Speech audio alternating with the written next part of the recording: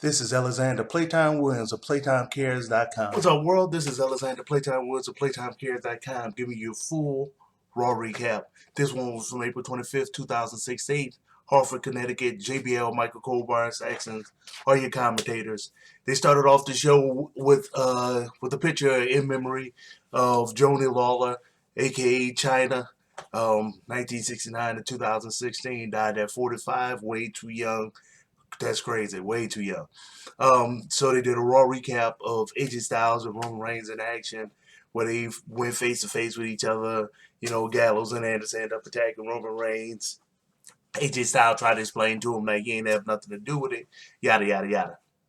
Shane McMahon comes out to the ring, and he's say that since he running stuff, he promises new faces and new matches. And Stephanie McMahon comes out and essentially tell him tonight gonna be your last night as Raw guy. Dad, Vince McMahon, is gonna let everybody know who's gonna run Raw on the Payback pay-per-view.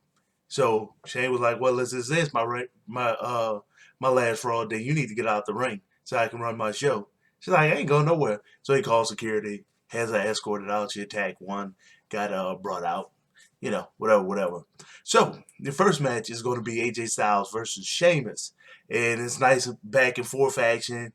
Sheamus showed a lot of power. AJ Styles showed a lot of quickness and agility, and Sheamus punished him a lot of the match. Just punished him, and AJ Styles kept slipping out, so he wouldn't constantly get beat up, but he got punished a lot. Sheamus go for the bro kick. AJ Styles sidesteps it, grabs his leg, kick his back his leg, like that hamstring area, grab his foot, and jump jump off the apron with the leg in his hand, causing his foot to go hard on the top rope and spring Sheamus back. He jumps back on the apron, get his hands on the ropes, do that phenomenal elbow smash, boom. Sheamus out. 3 out of 5. It was it was a decent match. That was a decent match. Gallows and Anderson came to the top of the ring, and top of the entrance ramp and start clapping for him. So Roman Reigns is seen watching the match, and Usos come up behind him and like, "Look, man, we got to have each other back, essentially. One against all, but sometimes one need help from all, and sometimes all need to help the one, and just throwing all that type of stuff around." So they were just essentially saying that they watching each other back. The New Days come out, and they say that the tag team tournament is almost over, and then somebody have the chance to face them finally. The Vaudevillains comes out, and they's like, "Look, we gonna end up winning it. Then we gonna bring the tag team division to an era of like real men." And of course, that's brought out Enzo and Cass, and they come out and throw a couple of insults and stuff and say they was gonna win. So they cut back to the background area, and you had Gallows and Anderson coming out of AJ Styles' locker room, which is making everybody think that he plotting up. AJ Styles is actually plotting up to use Gallows and Anderson to win the title at Payback pay-per-view. So they showed that Cena announced on Twitter that he was supposed to be out for 9 months, but he actually only be out for 5. He'll be back for the Raw that's happening on Memorial Day. And his second match is actually the Usos versus Luke Gallows and Carl Anderson, and they did the Raw recap from 2 weeks ago where the Usos won a match, but then Gallows and Anderson jumped them from behind and beat them up. And the Usos started off real strong, but Jey Uso, that shoulder injury seemed to be the Achilles heels of himself and the team, and they just targeted that the whole fight, dominated the whole fight. So Gallows and Anderson won that one handily. Match was a 3 out of 5. That was a decent match, and they kept beating up on the Usos until the Roman Reigns came down to the ring and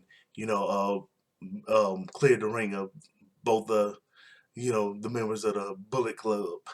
So AJ Styles is getting interviewed about, how he's training for his title match, and then you got Anderson and Gallows coming out and say they know that AJ Styles can beat Roman Reigns 1-on-1, but they just want to make sure that it's going to be a fair fight, and that they're going to always be friends, and you want to make sure he has a fair shot at that title. And they dapped up, and that's that. So they did a really good montage of the history between Sami Zayn and Kevin Owens. That was cool to watch. You need to see that if you get a chance. So your third match is going to be Sami Zayn versus Rusev. Of course, Lana is with Rusev. And Rusev punishes Sami Zayn the entire match. I mean, he just punished him. And, everything that Sami Zayn was able to muster up, Rusev was able to just absorb it and just beat up on the dude.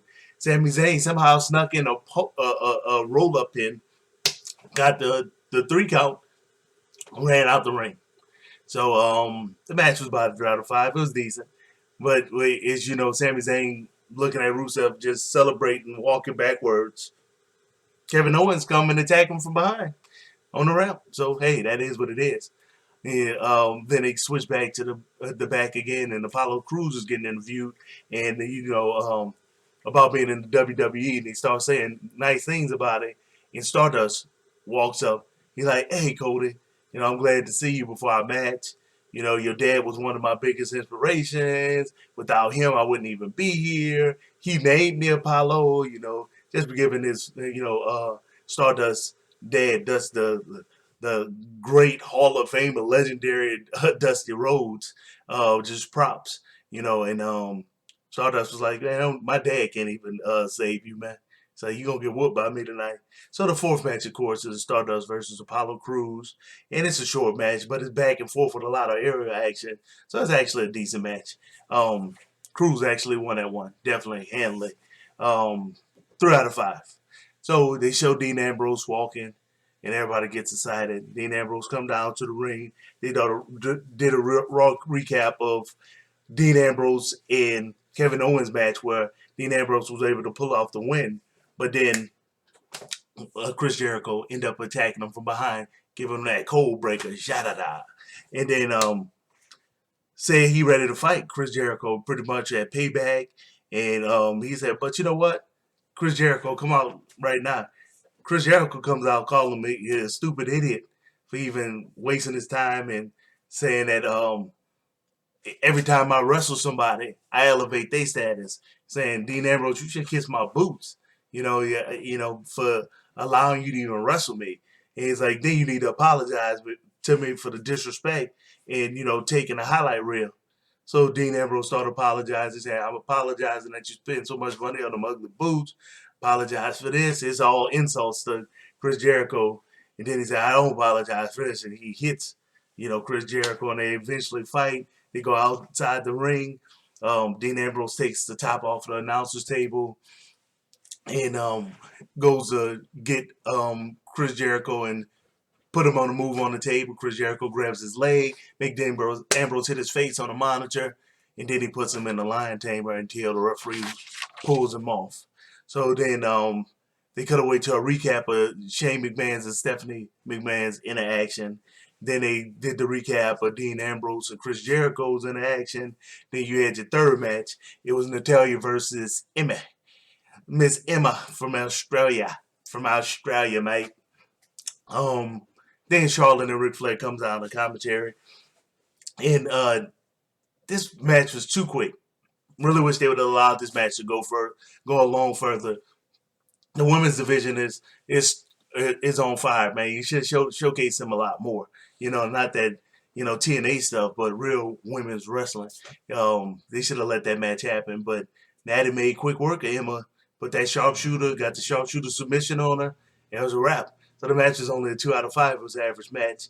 Then they did a really decent China memorial montage, which they would have concentrated more on a lot of the real impact she had on the industry. But, I mean, it was a decent montage.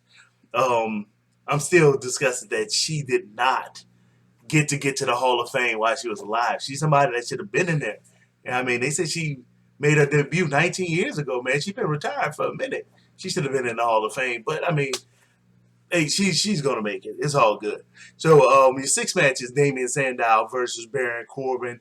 They did a SmackDown recap of Baron Corbin attacking Dolph Ziggler when those two were supposed to have a match before Dolph Ziggler could even finish his entrance. And um, Baron Corbin came out and made his entrance. Dolph Ziggler attacked him. So that's a no contest. Never got underway. Whatever you want to call it.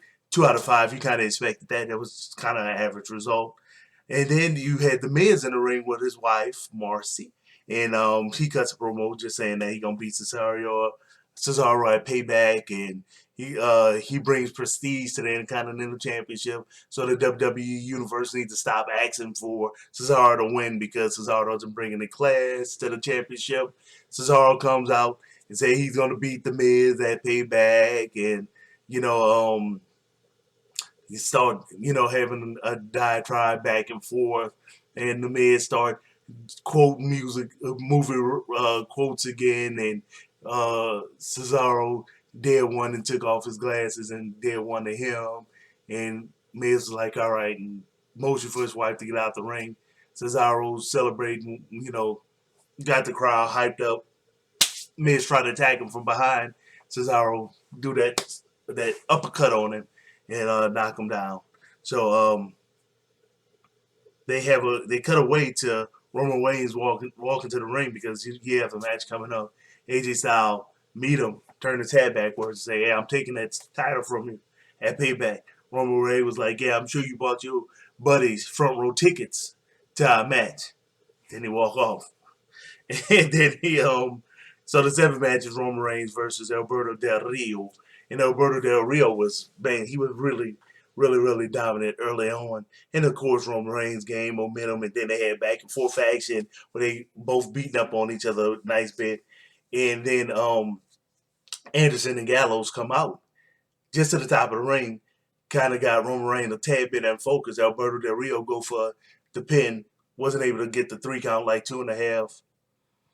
And then Roman Reigns was able to get the spear on Alberto Del Rio. Of course, Gallows and Anderson run down the ring and jumps Roman Reigns. AJ Styles runs down and tell them to, hey, chill out, man. Y'all leave the dude alone. And, pushed him out the ring. And he turns around to make sure that Roman Reigns was okay. And Roman Reigns already in the air. Boom, Superman punches him. So, of course, that's going to make Anderson and Gallows mad. So they run back in the ring, start fighting Roman Reigns. And next thing you know, AJ Styles jumps off the top rope and boom, phenomenal forearm smash to Roman Reigns. So that's how Raw went off air. So, hey, subscribe. Follow me on PlayTimeCares.com so you can get all my updates, not only my wrestling stuff, but my food, my funny, whatever. And tell all your folks to subscribe. Give me these thumbs up, thumbs down. Do what it is that you got to do. Playtime out.